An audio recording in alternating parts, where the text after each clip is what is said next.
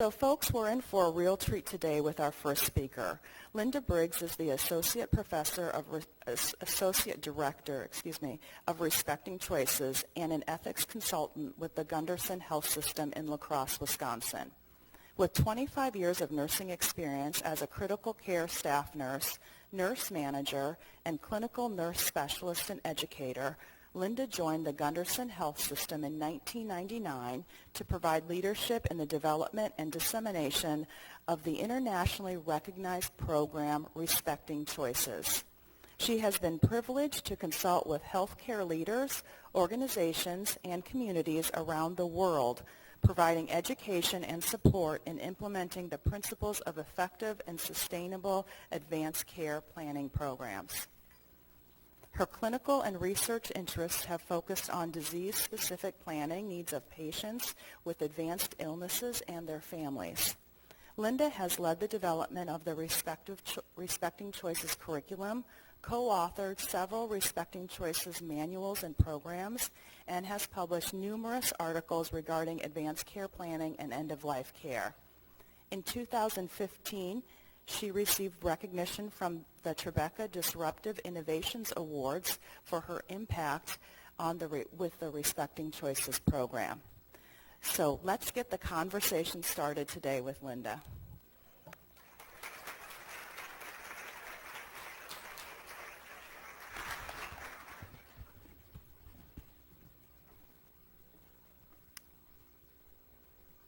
thanks. Good morning. Well, I was here yesterday, and I enjoyed the enthusiasm in the room in terms of looking at, aging and wellness. And I hope this conversation today continues that theme. I want to thank the planning committee and the members of the New Harmony community that I've grown to know.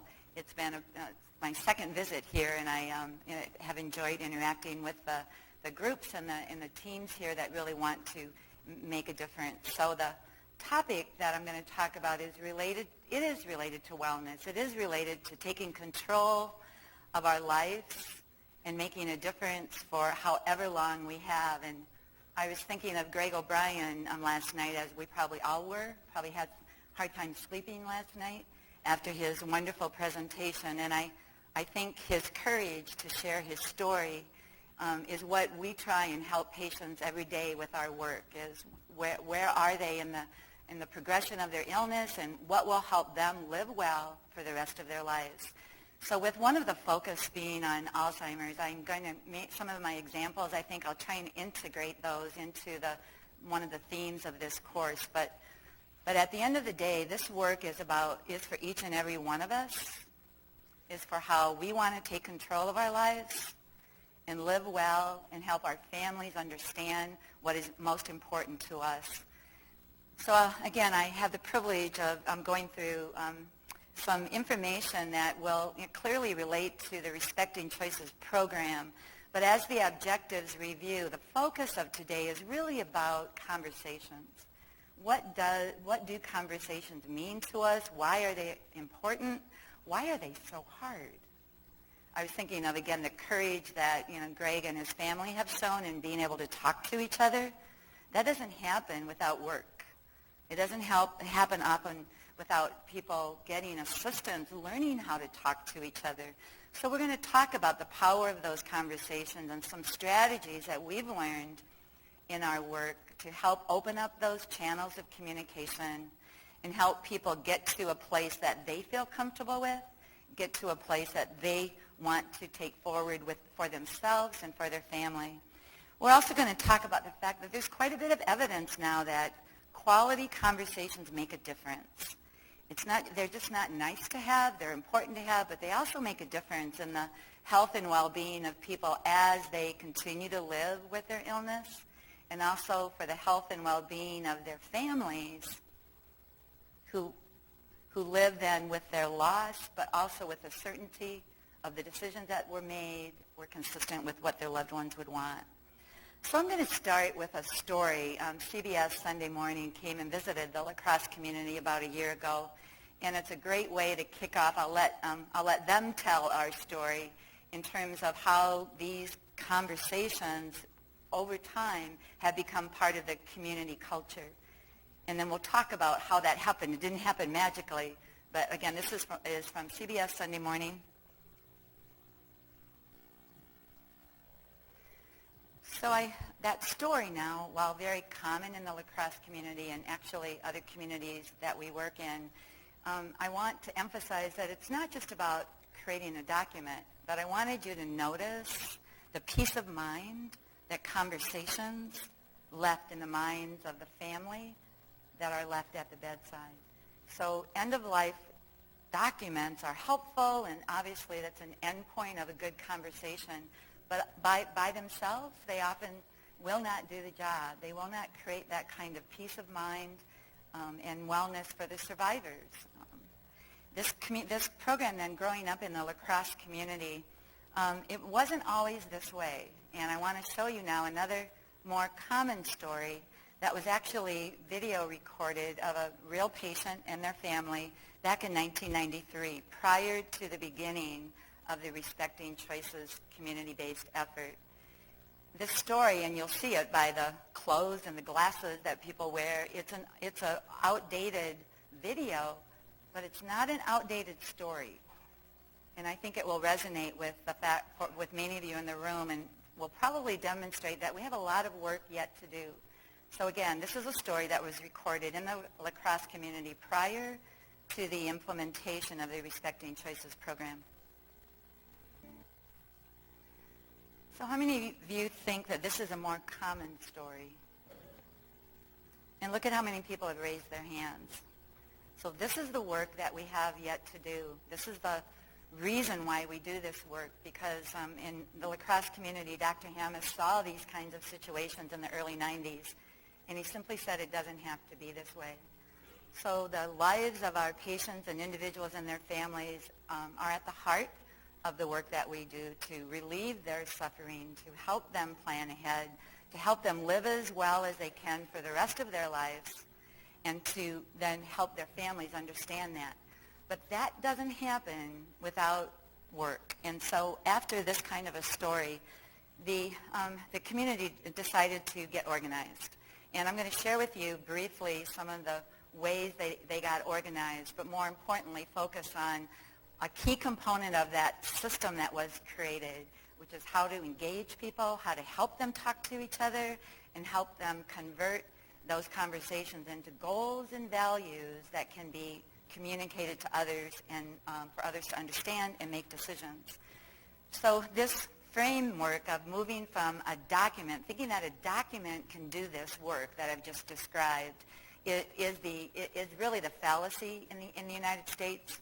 While well-intentioned in the early 90s with the Patient Self-Determination Act, the opportunity for us to write our preferences in an advance directive document became really a federal mandate, that we have the right to know how to do that. This was back in the early 90s. And yet clearly what happened is people aren't doing it. The documents that are created aren't helpful, and that the model that we're going to be talking about is really shifting from a document-driven false sense of security to helping people have conversations that strengthen their relationships and help them move forward along with their illnesses over time. We realized that it would take an organization as well as community effort, that we're all in this together, that we can't just have educational programs and hope that magically the healthcare organization and the physicians that care for us, et cetera, will understand what all of that work means. So we needed to be in it together.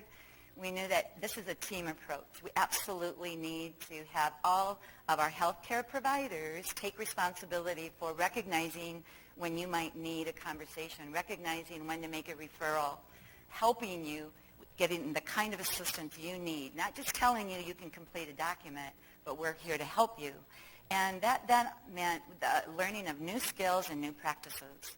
So core to the development of the system that we created, and this will be core to moving into the power of the conversation, is our definition of advanced care planning. It's a communication intervention. It's helping you open up channels of communication. And it involves helping you think about your goals and values, which, by the way, many people need time to think about their goals and values, helping you think about under what the options are in front of you. I'm thinking of Greg O'Brien again in terms of he is understanding the options that are in front of him, and he knows now he has choices. One of his choices is that he's not treating his prostate cancer. That was one of the choices that he thought about because he had information and he was able to think about that choice in light of what was important for him to live well. And then talk to those people who we need to talk to, our family, the person that we choose to make healthcare decisions for us, but also our healthcare providers. You know, as we care for people, we need to know what this process is all about. Now, notice in this definition, never is the phrase end-of-life care solely used. Do you notice that? This is about any future medical decision. It's not just about what happens if we're dying, but it's about what happens if we're living with chronic illness and the choices are in front of us. Advanced care planning is integrated into how we care for people if we're going to actually be person-centered. It's also not a one-size-fits-all. Complete a document, put it in a state registry, and hope that you don't even have to look at it anymore. It really needs to be a living, breathing component of our health care.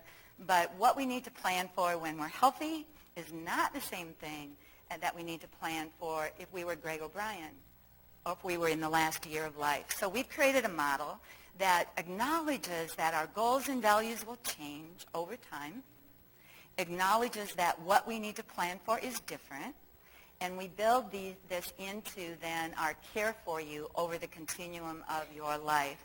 This is the trajectory of chronic illness. As you'll see on the diagram, about 80% of us, actually most of us in this room, will have some form of chronic illness that will be well managed for years. Medical science and technology is amazing, but there is no cure for those chronic illnesses. So over time, people experience complications, the dips gradually decline until at one point in time, and we don't know when that's going to be, one of those complications will result in your death. This is the trajectory of chronic illness, regardless of whether it's Alzheimer's or heart failure or COPD or lung disease. We know that eventually people decline, and we want to pay attention to that. So embedding then advanced care planning into that understanding in the early stages of chronic illness, and for all healthy adults, everyone in this room, we think planning should begin with thinking about why advanced care planning is important for any of us. We never know when we might be in an accident or have a sudden illness and not be able to speak for ourselves. So for everyone in the room, that's an important thing to not think about every day. But if that does happen, who would I want to speak for me? And engaging that person in that and talking about what my goals might be if I had a severe neurologic injury. On the opposite end of the spectrum, the blue stage of planning is reserved for those individuals who we would not be surprised if they died in the next year. And, you know, that's called the surprise question. That's been well researched.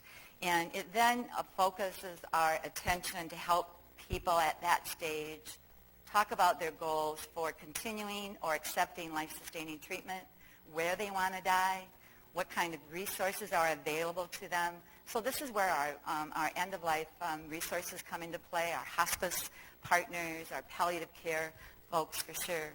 Now in the middle then are those people who are gradually declining, but they're still living well, they're still adjusting to their chronic illness, they still want to continue to live as long as possible. However, Next Steps looks at what goal they would want if something happened and a bad outcome occurred. So what would be so bad that you would say, you know, now that's my limit. I want to continue to live, but if this happens, then that's when I would tell my family to stop. So advanced care planning then in the staged approach means for people that we're not asking you to plan when you're healthy for what might happen when we wouldn't be surprised if you died in the next year. We will take that as it comes. We will commit as a healthcare system and a community to help you improve your plan over time, recognizing that for most people, their goals and values will change. You might think you might not be able to tolerate something down the road, but you don't know until you have it. You might think you might not want to live in a wheelchair, but you don't know until you're there. So advanced care planning then, with this reality, means that we have to embed this work into how we care for you over time. So that was one important component. The other component is that we realized that conversations alone aren't going to help transfer goals and values to, quote unquote, the bedside, whether it's wherever decisions are made, the nursing home, the hospital, at home, hospice, it doesn't matter. So we, in 1999, when I joined the Respecting Choices program, this is what we were charged to do, is to develop a national curriculum to help other communities and organizations think about what we call the design elements for an effective advanced care planning program. I'm not going to go over all of those. I would refer you to our website. We have a lot of resources for those of you who want to learn more. But notice that it's a system. So there needs to be a storage and retrieval, reliable storage and retrieval system. There needs to be ongoing quality improvement. There needs to be facilitator certification and education. And there needs to be a way to reach out to the community in an engaging way.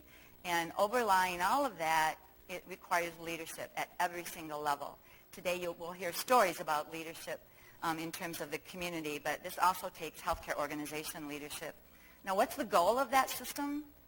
Look at the middle bar, right? The goal of that system clearly is to honor individual preferences for future medical care. So we don't feel we're successful unless we have evidence that we've provided people the care and treatment that they said they wanted. And that's what we measure. The results of this systematic approach then were recorded in 1993 to 1995, published in 1996. And very quickly, as you heard in the video, we have a very high percentage of people who have advanced directives at death.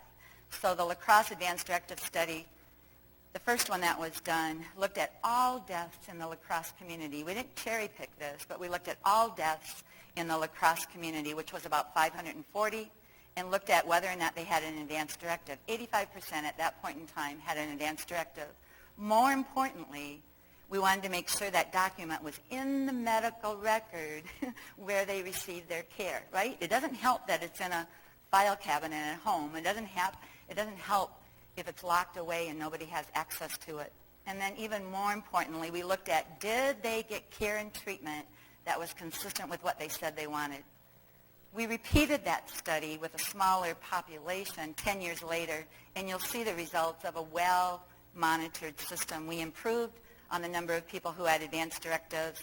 They were in the medical record, and almost all of the time, we had evidence that they got care and treatment that was consistent with what they wanted. For us, that's the gold standard. We can't just count the number of documents and think that that's going to be the end result. We've also been able to demonstrate, this was not our mission, but we were also to demonstrate that people actually will put boundaries around the care and treatment that they want as they get sicker. They'll self-describe when enough is enough. All we have to do is ask them and help them walk through it. So much to our surprise, we found that this system, compared to the, as reported in the Dartmouth Atlas, which looks at all Medicare deaths in the United States. Here's the national average of people in that category who spend time in the hospital in the last 2 weeks of life is about 14 with this cost. And the Gunderson Health System, as you can see, has significantly lower number of inpatient days, and which results then in lower costs. Again, that's not our mission, but if it's a benefit and it demonstrates congruence with what people really want, it's a win-win for everyone. Since this time then, we've taken this program throughout the United States, and the map shows you we actually have penetration in all but about 7 states, with the blue, the darker states being the states that have invested significant organizational resources to do more of a statewide implementation rather than a regional implementation. We've also had the great privilege and fortune of taking our work to several other countries, and with replication in Australia. We're currently doing a randomized controlled trial in 6 European countries of the Respecting Choices intervention. It's been implemented in Singapore and with penetration in Spain. The point of this is that, are we doing good work? Sure. But the point is, the concept of transferring these principles to other places in the U.S., to other cultures, to organizations large as well as small is what's important, is that this works when you have dedicated leaders who want to help design it. That gets me then to the New Harmony group, who you'll hear about later today, who was a group that came to La Crosse a couple years ago to learn about this model. They came to a 3-day training program. They wanted to learn, and a whole team of them came, and they've taken, as a small community, they've taken that work back to their community, and they'll be sharing with you some of their successes and their vision for how they need to continue the work. The work is never done. It's not a project, but it's really a program that needs ongoing growth and development. So then I want to focus on the key element that is the title of the talk today, is what is the power of these conversations, and how will they make a difference, and what do they look like? And I'll obviously also show you a little video that gives you some of that reflection. And then in a breakout session, some of you will walk through what it might look like for you to have that kind of a conversation. The approach makes a difference. In several national polls over the last several years, Americans have been asked, do you know about advance directives? 98% of Americans know about advance directives. They've been well informed about their right to complete a document. But how many Americans have followed through with having conversations and creating a document? It's still very low, about 25%. Now that varies in different regions and in different age groups. So why? If people know, why? And so here's what Earl Pickles tells us about why. Did you know that the DNA of humans and chimpanzees is 96% the same? And he goes, yes, I do know that. I don't believe it, though. She said, you know it, but you don't believe it? He said, absolutely, I don't believe everything I know. And so there's clearly a disconnect between what we understand and what we think and what we actually are doing. And we need to understand that as we approach people. Everyone has a different set of fears, concerns, and needs. And unless we identify what the barrier is, we're probably not going to get anywhere. So here's some of the things that we've learned about Americans through a California poll done a few years ago. 60% do not want to be a burden, yet about the same number have not communicated their goals and values and preferences. 70% prefer to die outside of the healthcare system, but depending on where you live, about the same number do die in healthcare organizations. 80% would like to talk to their doctor about future medical care. How many do? How low do you think it is? Yeah, pretty low. So again, we've got work to do, a disconnect, and we can't put all of that responsibility on individuals. We need to help them, and we have a lot of different ways that we can help them. So again, there's lots of barriers to having conversations. It's similar to, for those of you who know motivational interviewing, this is something that people need to be invited to do more than once, and they need to be invited to do in a way that makes sense for them, not fill out a form and everything will magically be okay. So the first slide talks about the physicians and healthcare providers' barriers. We have our own set of barriers that we have to recognize, and there's many resources that acknowledge the barriers from the provider perspective, and this slide just reviews a few of them. Many providers haven't been trained to have these conversations. They don't know where to start. They don't know how to end. And when we don't feel skilled at doing something, are we going to likely do it very often? Probably not. We need skill. We need the confidence that as we go into conversations, we have a content that we think is important. We have an approach. Some have attitudes that this is somebody else's work, that if we talk about advanced care planning, it will take away hope. If we talk about advanced care planning, it will demonstrate to people that we don't care for them, and I see some of you shaking your head. A lot of those attitudes are not found in research and the evidence, but they tend still to persist and be a barrier. The time, when should we talk, and how long will it take, and the reimbursement. So those are some of the provider barriers. But there's also plenty of system barriers. We have a lot of fragmentation of care. I can only imagine the different providers that Greg O'Brien sees. I'm sure he sees many different people. And how do those providers understand his goals and values? How do they understand a conversation that may have happened at one specialty appointment as he goes to another? So we have a broken system. We have a lack of coordination, and we need to work on that, and we are. Nationally, people are really doing a phenomenal job thinking about this. Our documentation of these conversations, we're working on it through our electronic healthcare records, but it's not perfect yet. And in many locations, you have a quality conversation and you don't know where to put it, or it might be embedded in a physician's note or a social worker's note or a nurse's note, and nobody can find it. So it can't be used. It can't be used at the bedside for the next appointment to have an ongoing discussion. So the work that is being done gets lost in the medical record. And and what's the most important thing to do? And how do we know? And how do we measure ongoing improvement? So this is a program like any other good program you've ever worked on. It needs to have outcomes that are identified and measured. We need to know if we're improving, don't we? We need to know if we're getting more reception on the part of patients and families. We need to know if our work is satisfying to them, if we're serving their needs. And so plenty of work to do, right, on the part of healthcare providers and our system. This was a recent poll that was done of about 800 physicians across the country from different specialties. And the title of this national survey that you can go and look at is The Conversation Stopper. What's preventing physicians from talking with patients about end-of-life care and advanced care planning? So again, this was a recent poll that basically, once again, acknowledged that physicians feel this work is important, but they don't feel like they're working in a system that will help them do it effectively for all patients and have a process involved that we can reliably deliver the service. No one individual, no one profession can do this work alone.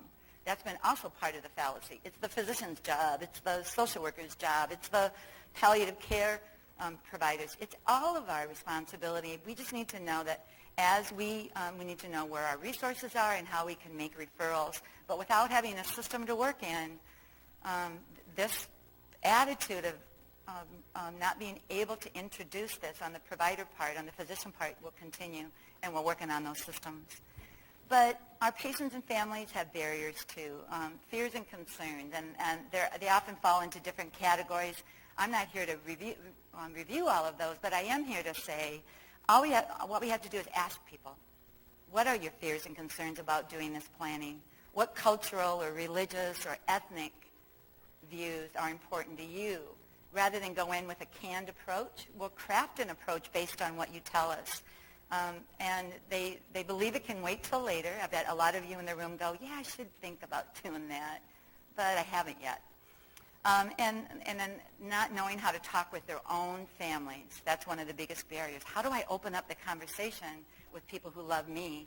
Obviously, Greg O'Brien has done that with his family. That took courage. How did he do that? Not all families have that kind of strength and need help.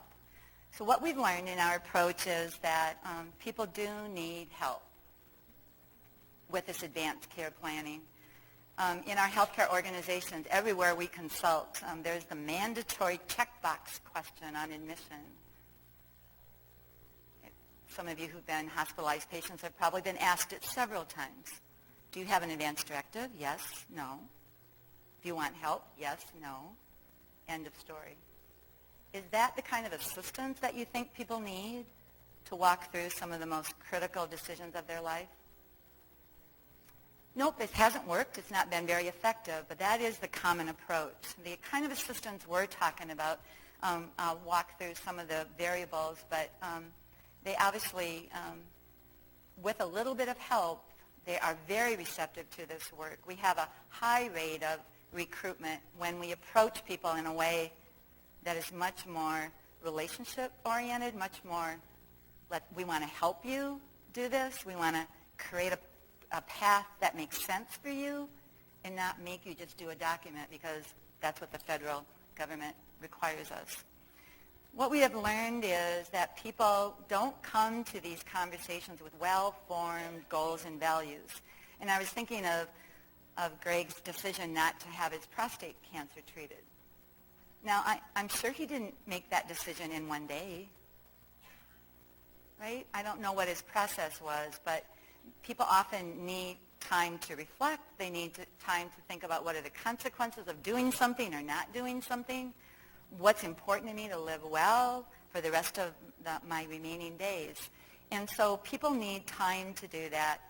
I will give you the analogy. Some of you have also been asked this question. Do you want CPR if your heart or breathing stops? And people look at us with deer in the headlights. I guess so. And again, without any other help thinking about, well, what does it involve and what might it mean for me and what are the outcomes? And are outcomes important to people? Yes. Americans have told us they want to know about what will happen. They want to know what the effectiveness of treatment is. They want information. But if we don't give them that opportunity, they may make decisions that are not based on understanding or based on their own goals and values. And then we also need to connect these decisions to where people are living, who they're living with, and how important those relationships are. So the adage, I need you to fill out this form, is not our approach. We throw that away. That becomes the very last thing that we do. Because the research is also clear that the completion of documents, even in the areas where there's a high incidence, does not lead to more effective planning at end of life. They're often unavailable. They're often not helpful because they're too vague, or they include ambiguous information, and or they're not even known by the family. You saw in the initial video, the family knew what their dad and her husband's wishes were. They knew who he wanted at the bedside. They knew how long he wanted a trial of airway management. It wasn't a document that gave them peace of mind. It was the conversation with their loved one.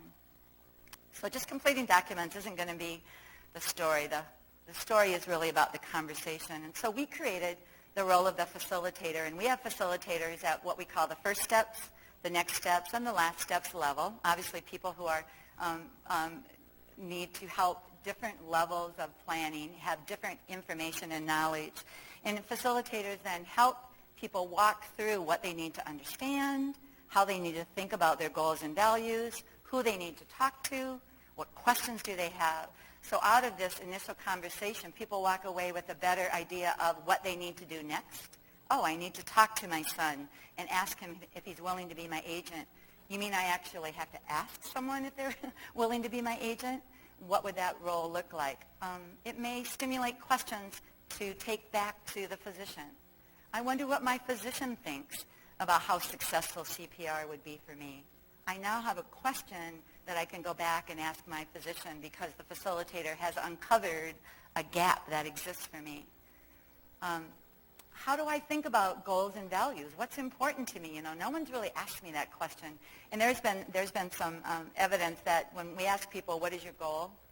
Well, I want to live as long as possible. Well, that's a goal, but that's rarely the only goal. So if the question stops there, if there's no unpacking of that, then we often are left with the impression that, well, then people want everything at all costs no matter what. And that's not really what they're saying. They're saying, I do want to live as long as possible, but I also have some other goals. What did Greg say? I don't want to be a burden on my family. Do you remember him saying that about not treating the prostate cancer? He also had that as a goal. Yes, he would like to live as long as possible, I think. I'm not putting words into his mouth, but he also had a goal of saying, you know, I have this other piece. And so people often need help doing this. The role of the facilitator then is to promote, to make it easier, not to force people down a path of decisions, not to get a document completed, but to really be the guide by their side and figure out with people.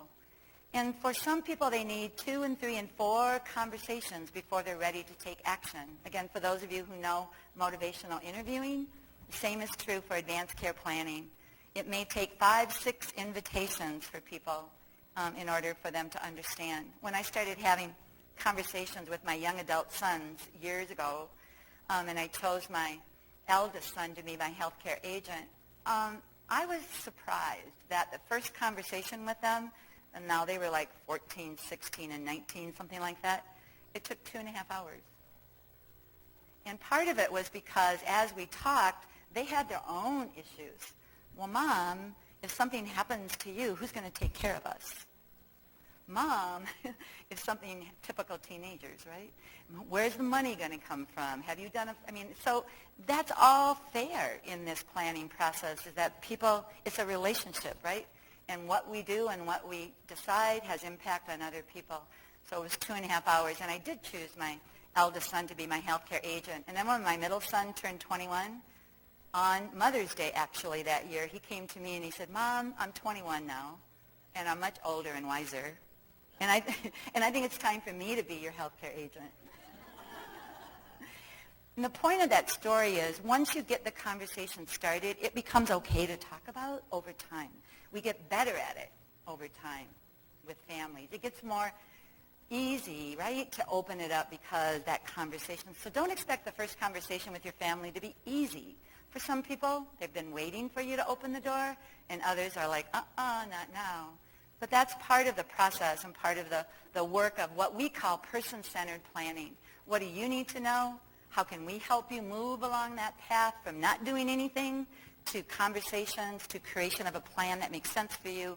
And so we based our intervention on a lot of solid learning theories, including, as I've mentioned, motivational interviewing, adult learning, and the one that I love the most is ethics of caring relationships.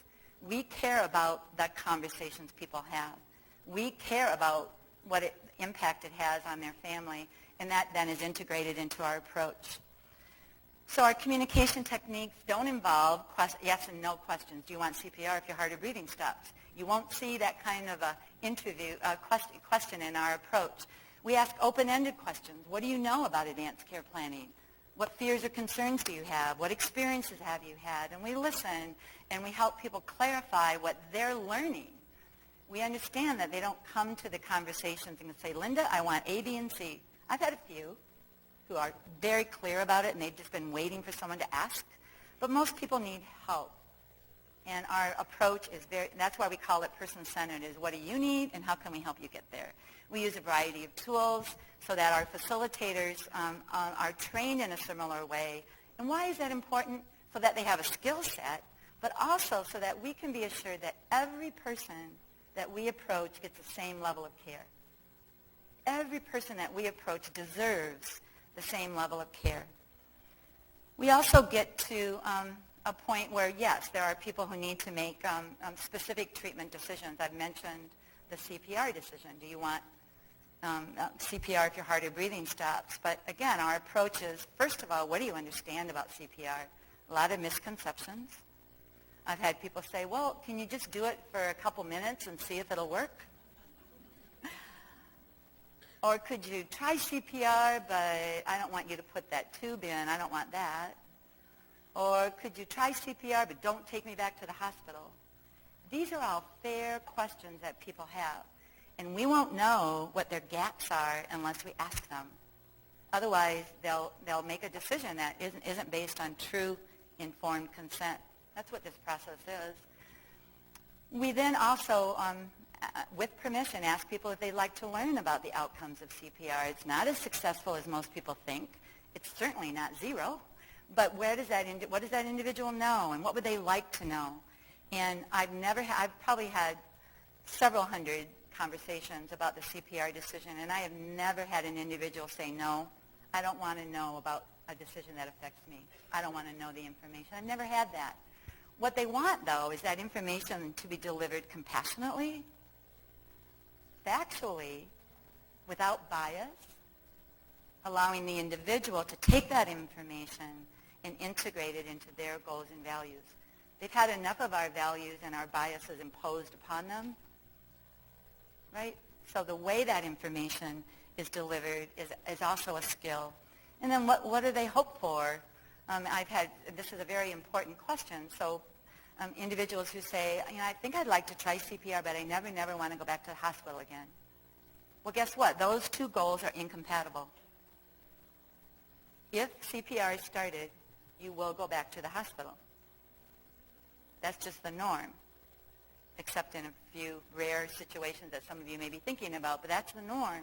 So if an individual is adamant, if they have a goal of not returning to the hospital, then CPR won't help them reach that goal. So then we have to help them, well, which goals are more important to you? Which goal supersedes the other? Do you understand that both of them can't happen? And this is part of why this work is challenging, is because people have multiple goals. I want to live as long as possible. I want to live to see my granddaughter get married. I want to be able to go to Disneyland with my children. I want to be able to die with peace and dignity. So again, people have multiple goals, and we can't, as healthcare providers, give false promises. We have to be honest with, here's some goals we can help you with. Here's some goals that may not be attainable. And that's why this work then of facilitation is so person-centered, because what matters to me might not matter to you. And I won't know that unless I uncover it. And then what fears or concerns. And some of these fears or concerns, by the way, and I think Greg spoke to some of this yesterday, some of these fears or concerns are not for themselves. In fact, I've never looked at this quantitatively, but I hear so often from patients, but I'm worried about what my husband will do without me. I'm worried about what will happen to our home. I'm worried about who will take care of my young children. And so it's often a psychosocial type of fear that they may need help with as well. They may need planning to address some of that. In working with a young mother of a severely compromised child, she had a hope. She had a hope of and a concern of taking her child to Alaska to see the whales. And, it was amazing. She had the fortitude of saying, I'm going to get him to Alaska somehow. And I said, that is absolutely a beautiful goal. But what if, right, hope for the best, we hope that happens, but what if that can't happen? What else could you do to help you with that goal, help you with that hope? And we talked about her creating a virtual tour of Alaska that she could actually show to her child in case she doesn't get him there. And to this date, she hasn't been able to get him there, but she has created a virtual tour. And these are the kinds, again, of things that, is this end-of-life decisions? No. These are about decisions that will help people live well for the rest of their life. And if there's one message that I'd love you to take out of here today, advanced care planning is exactly about how to help people live well today and next week and next month, and yes, whenever their end of life comes. It's that too, but it's also the journey, and we can do a lot through our conversations to uncover what's important to people. This is a study yet to be done, so any researchers in the room, we have strong anecdotal information that these conversations open up channels of communication between loved ones. One of the common, I mentioned it earlier, but this has been recorded in national polls throughout the country. One of the barriers for people to have conversations is they don't know how to bring it up with their loved ones. If I bring it up, I'm going to be afraid that they're thinking I'm too gloomy. If I bring it up, maybe I'll make them scared. And they don't know how to open up the conversation.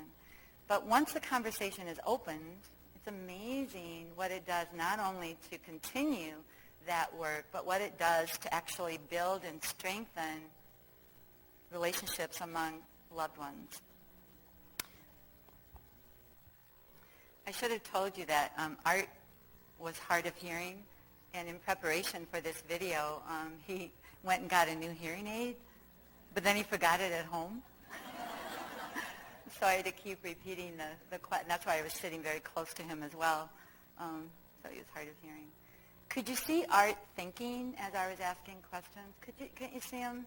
I think it's such a wonderful example of people when they're asked questions and they're given time.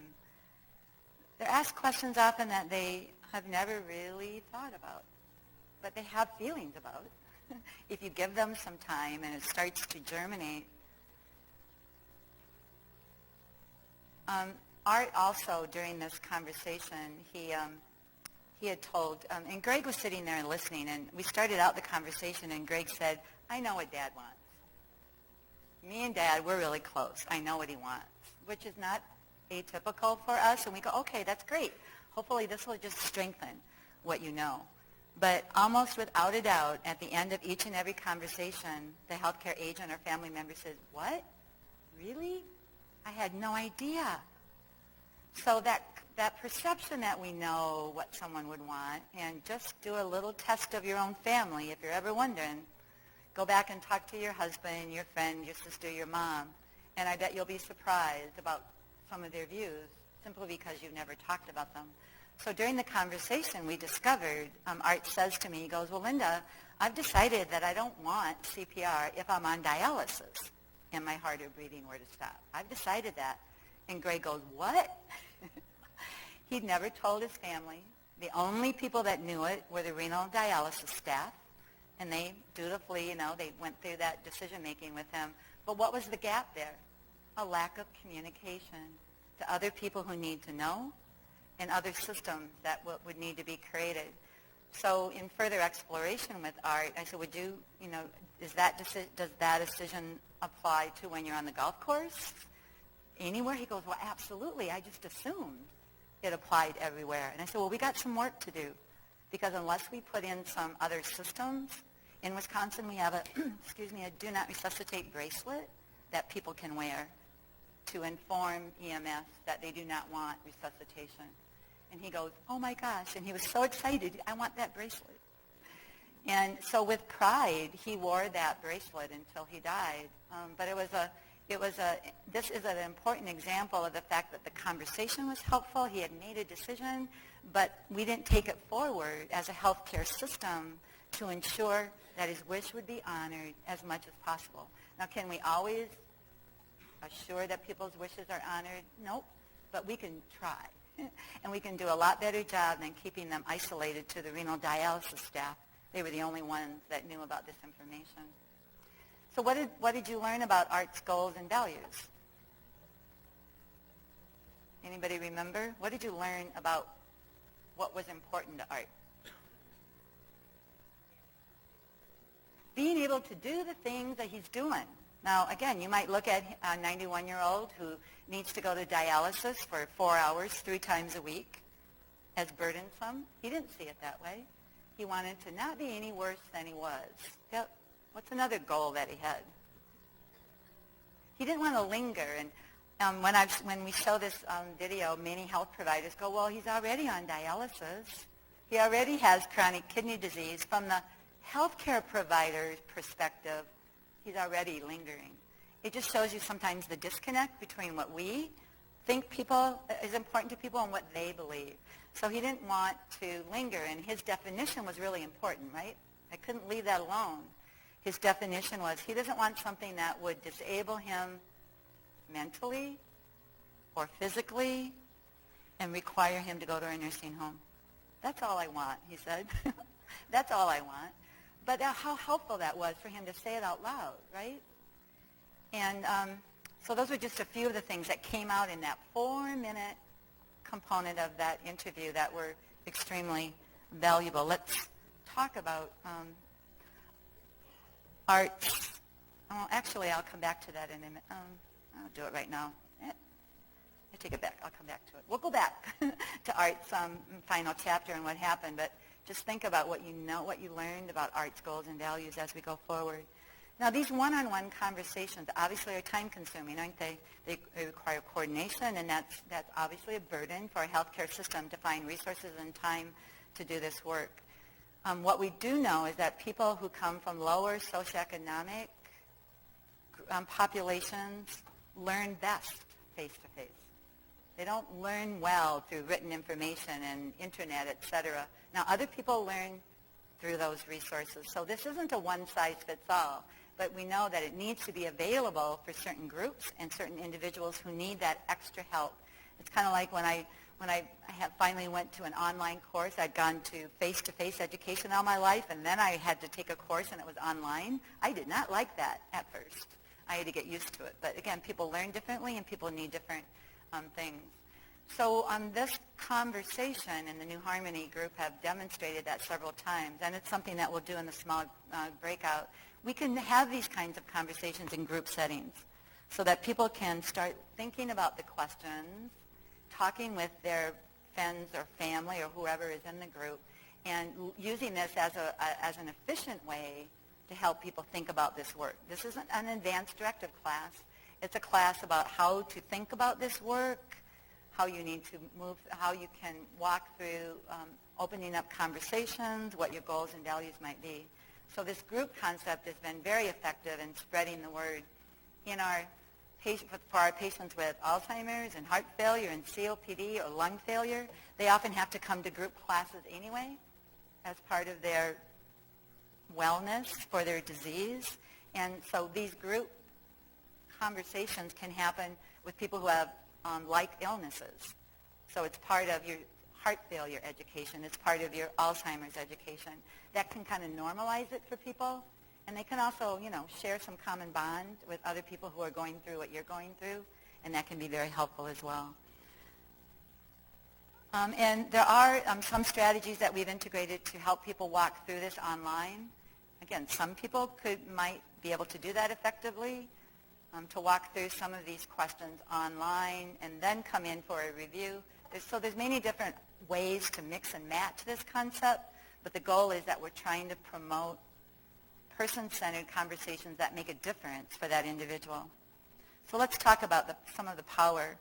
In the report on Dying in America that was released just last year, the benefits of advanced care planning are well documented, and this is part of why there's a lot of national attention and research and funding being provided to raising up these advanced care planning strategies to promote them as best practice. Not as nice things to do, but as best practice. Alleviating the burden of family decision-making is an obvious one, but also helping people take control of their care right now. I had a patient who had been on renal, like Art, who had been on renal dialysis. We've done several studies on our patients with chronic kidney disease, and it's not been uncommon for people to say to me, I could stop dialysis? I can stop? Well, what would that look like if I stopped? Would I suffer?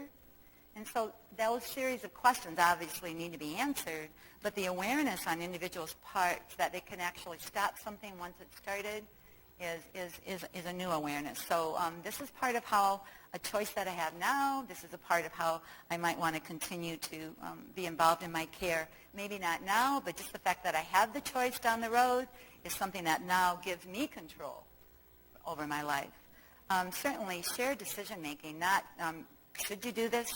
Is it available? Can you do it? But do you want to do it? And how do we help people share in that decision rather than give them the decisions that are in front of them? Some of our research then has also looked at improving the understanding of the healthcare agent. Now that seems like a no-brainer, doesn't it? If someone's sitting right there, Greg was sitting there listening to Art's goals and values, of course it raises their understanding. But there haven't been a lot of interventions that have focused on helping the healthcare agent be prepared for decisions and how valuable that will be not only for them, but also for the healthcare system. It results in a high level of satisfaction, and it does not increase anxiety. So the myth that people are going to not like these conversations or that it's going to raise their anxiety has never been proven in any of our research or related research. This was also a study that looked at people who got this kind of conversation. These were hospitalized people, and these were people then who died. The people who got the conversation, right, and then who died. So 29 in the intervention and 27 in the control. Now, importantly, those in the intervention group, their wishes were known and respected. But the point of the slide is look what happened to the survivors.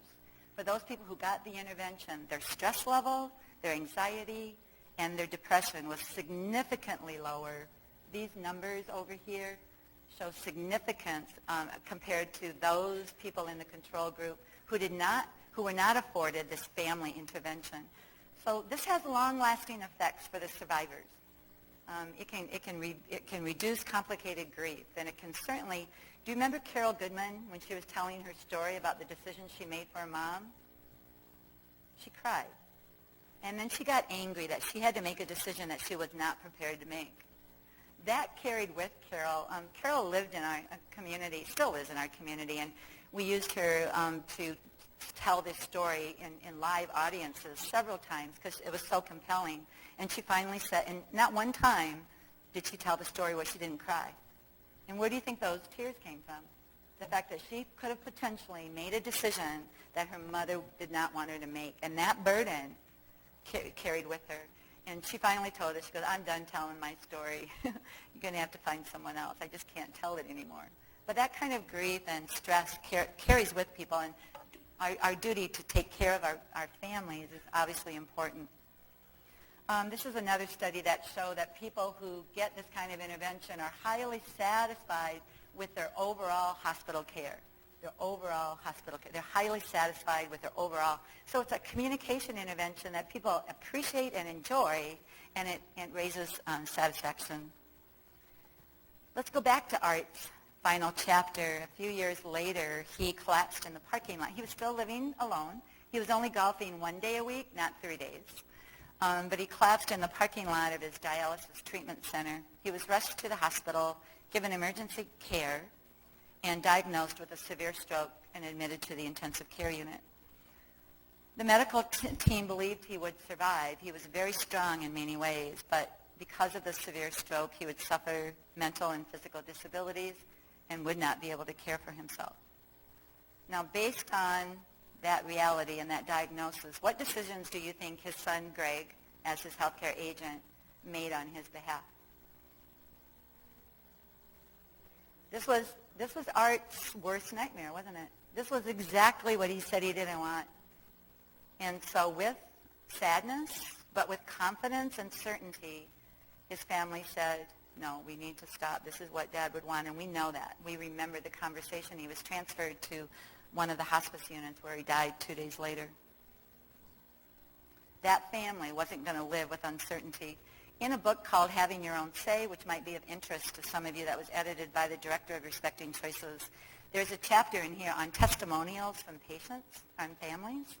And Greg was invited to submit a testimonial, Greg the son, and he willingly did so. And he called his testimonial one of the most important conversations we had. And just a few snippets from it, because it really reveals the power of these conversations. He said that the conversation was eye-opening for me. I thought I knew my dad. I thought I knew everything he wanted. But, he also told me how much he loved me. He also told me how proud he was. And so there's, again, that relationship component that Greg heard loud and clear. He said during the conversation, the facilitator asked a lot of questions. At no point was there a pressure to choose one option or another. The choice was his.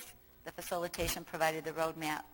Importantly, Greg said that meeting triggered more father-son talks in the last few years that he had with his dad than he had had in the first 60 years of life.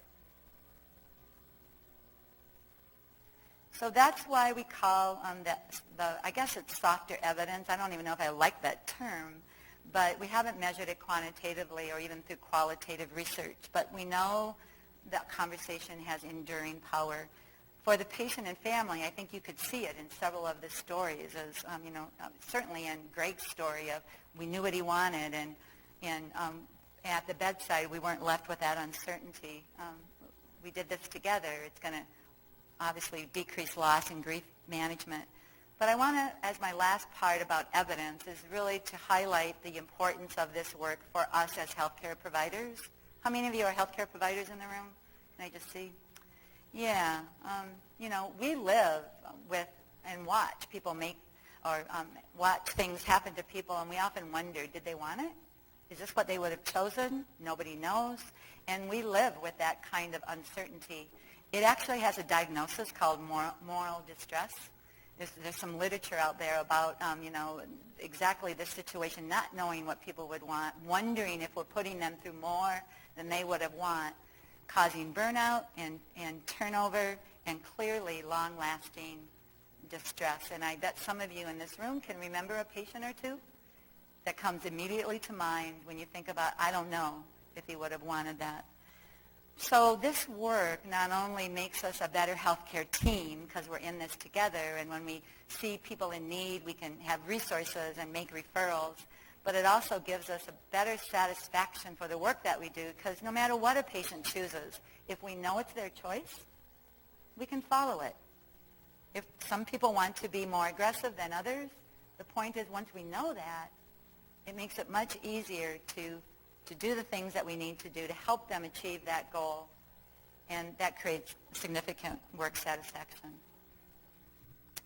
So, a personal challenge, now you know it, now you believe it, now what are you going to do about it? So obviously we're looking at our patients and families, the people you serve, but I hope for those of you who have been thinking about this, you're thinking about for yourself, for your family, for your loved ones, and the gift that you can give to each other by opening up this conversation.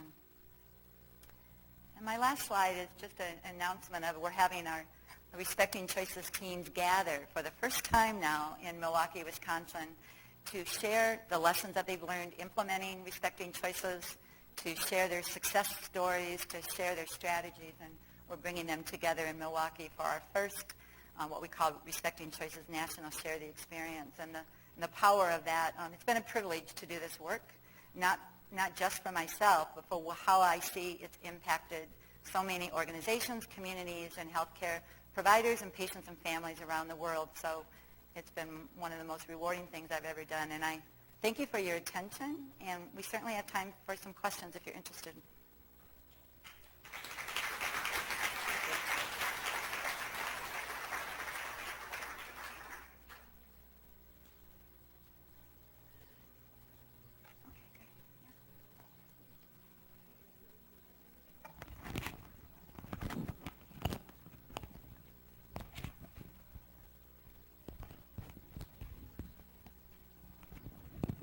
Thank you for your talk. I appreciate it.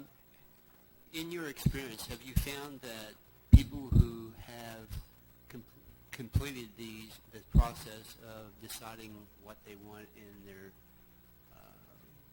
life before they die, do you find that very many change their direction, like they want to stop? Maybe at one point they don't want to be resuscitated, and then they change their mind as they progress through an illness or something. What has been your experience? Does that change from the initial interview? It's a wonderful question. I assume everybody heard it?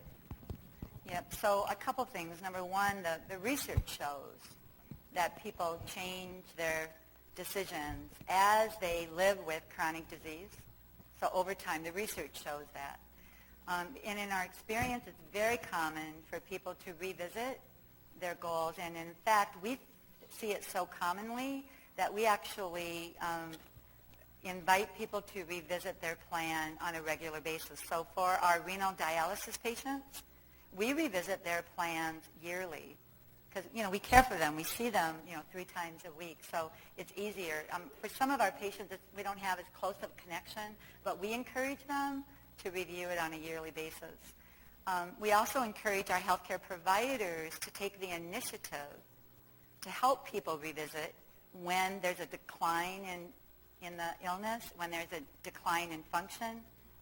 So we encourage our healthcare providers to say, John, a lot has changed in the last couple of months. Let's talk about whether or not the things that you have decided still fit for you today. So again, the message here is that it's integrated into how we care for people, not something that's put away and not looked at, which is one of the reasons why the state registries don't work. Because unless the plan is connected to the health care that the patient's getting and can be reviewed and discussed, it's going to be outdated. Did that answer your question well enough? Thank you. I'm a caregiver for both of my parents and live in the home with them. how do I get a hold of this information to have these conversations with my parents, to get them written down? We've had many of these conversations, but just like your example, I have a funny feeling their answers and what I think I know are two different things. Because at something recently, my mom said something, and it's like, wait a minute, that's not what you said 2 weeks ago. But I want to have these conversations. I want them written down. So there's no question amongst the family members later on to reduce my stress as the caregiver. Where do I turn now to get this done? Yeah, thank you. And your emotion, I appreciate it, because it's like Dr. Hammis said in one of the videos. It's, this is about loving relationships. You want to be a good daughter. You want to do what your mom and dad would want you to do. It's hard to do that with some questions that remain. And how do you help? It's such a beautiful expression that you have. So where do you go? I'm going to refer you back to the New Harmony group. Kevin. Oh, you got the mic. Good. I do get the mic, yeah. Perfect. You just were waiting for this question. Yeah, I was. I'm Kevin Valadiris, and at 12:30, our New Harmony Conversations team will be talking about our experience here regionally, and we'd really invite you to attend because we are interested in encouraging individuals to sign up for conversations after you hear Linda's next presentation and our presentation as well. So. Yeah. Great. And good luck. As a case manager here at a local acute rehab hospital, we have patients come in all the time. We have them very short, 10 to 14 days. Yeah. But we have to take care of that advance directives, and our time is so limited that it is that yes, no, we're done talking about it. Yes. What could we do as the caregivers, healthcare providers, to provide a forum maybe once a month? How do we build that program into our community so that we can offer some education? Because it is desperately needed, and I'd say the majority of the community has no advance directives here.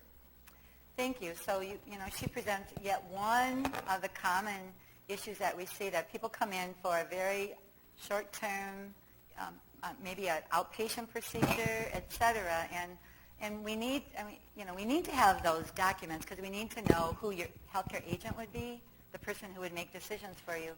But the problem is, the opportunity here is that we can tell people now, once you get better, you need to go back to this planning process. We did what we could in a short term, but it's not what you need. And just make sure that they don't have a false sense that what you did with them, they don't have to ever think about. So really keep that door open. So that's one important message, is we did what we had to today, but you need to have a better understanding of what actually you can do and what kind of conversations. Now, how you provide the resources to do that is the challenge in your community. And again, I'll leave it to the New Harmony people to look at what that might look like. But I understand that I'm giving you these awesome ideas, but now how do you build it? And that will be a challenge. I think that there are opportunities to do better group education and perhaps fill a little bit of a gap for some of you. How that's assessed, Kevin, I think is the challenge for this group.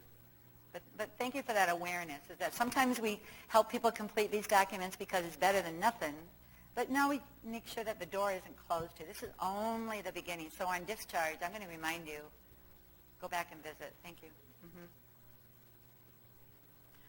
Hi. You said that if you knew people's choices, you could make it happen.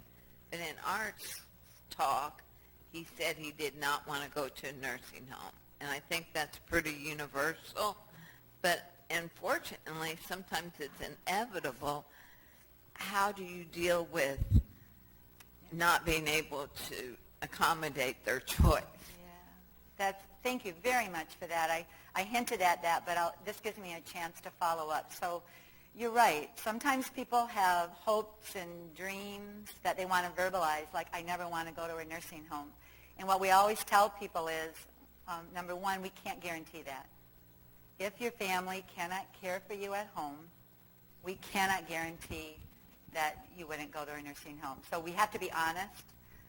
So I think that's a really important piece. So for people who say, I never want CPR, never, ever, ever, we can't promise that either, because they might be in the mall, they might be in a parking lot, and nobody knows what their wishes are. So an important component of advanced care planning is not just listening to people's ideals and their goals, but letting them know what the practical reality is.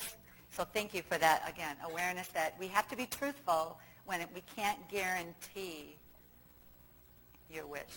I want my dog at my bedside. Depends on where that bedside is, right? I'm not being facetious here at all. I'm thinking those are some things that people want to write in their document, and we have to be honest with them that that might not come true either. We'll do our best. That's what we're striving for, is to create systems, but we can't always guarantee. Thank you. Yeah. Good morning. Thanks for sharing the process, and I love that you included the data about anxiety and stress and families afterwards. That's so important. My question is, though, I come from a large family with many siblings, and I'm wondering if the conversation needs to include everyone or if it's better handled in a more intimate, smaller environment. Perfect.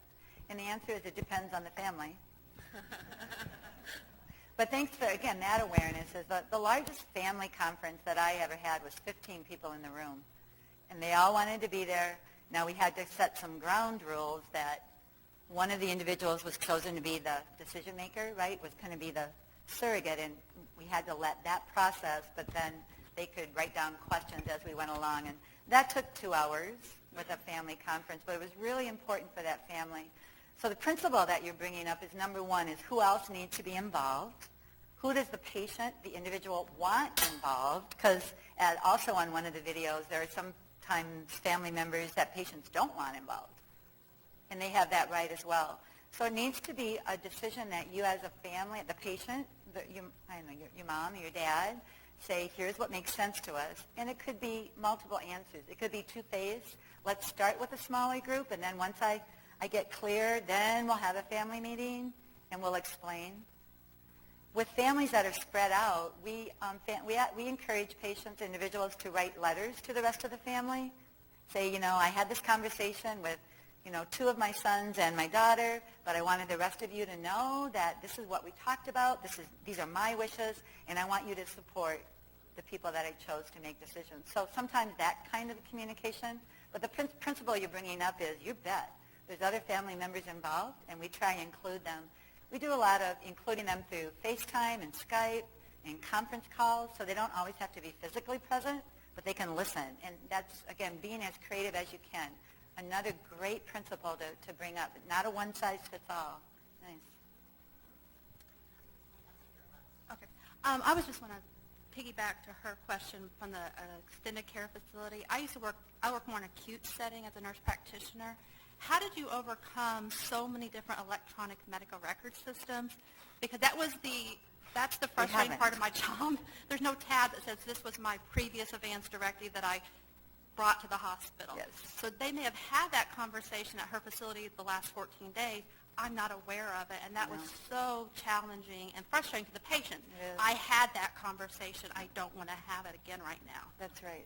So how did you overcome Wouldn't you those? be frustrated as a patient? Oh, my gosh. So there's many levels. So we have created, I'm most familiar with the EPIC system, and we have worked with EPIC in a user group to create very effective platforms that can be integrated into the EPIC platform. So there are really good principles being already designed that other vendors can replicate. Again, our biggest experience is with the EPIC platform, and it's really exciting, where there's actually a place for all ACP conversations to be stored. So if I'm having a conversation, that note goes to one place, one tab in the electronic medical record. All documents are stored, and they can be accessed by click, click, click, literally, no more than 3 clicks, and they come up at the bedside.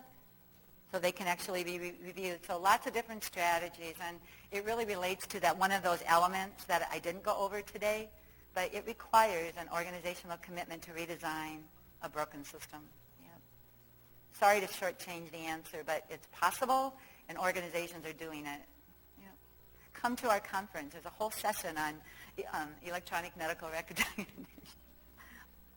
Thank you so much. Your questions have been beautiful, so appreciate it.